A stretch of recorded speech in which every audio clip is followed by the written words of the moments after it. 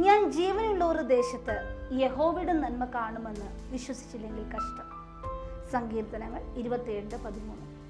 ഈ വാക്യം നമ്മെ ശക്തമായി ഓർമ്മിപ്പിക്കുന്നത് എന്ത് തന്നെ ജീവിതത്തിൽ വന്നാലും പ്രതീക്ഷ നാം ഒരിക്കലും നഷ്ടപ്പെടുത്തരുത്.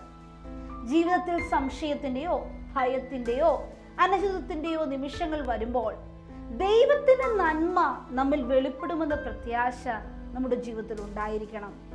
അബ്രഹാമിന്റെ ജീവിതം നാം എടുത്തു പഠിക്കുമ്പോൾ അവൻ തന്റെ ശരീരത്തിന്റെ നിർജീവാവസ്ഥയെ നോക്കി നിരാശപ്പെട്ടില്ല.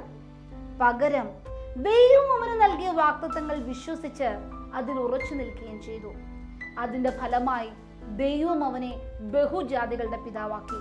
ഇതുപോലെ നമുക്കെതിരായുള്ള സാഹചര്യങ്ങൾ നമുക്കുണ്ടായേക്കാം. എന്നാൽ വാഗ്ദത്തം നൽകിയവൻ വിശ്വസ്തൻ. അവനിൽ തന്നെ വിശ്വസിക്കുക.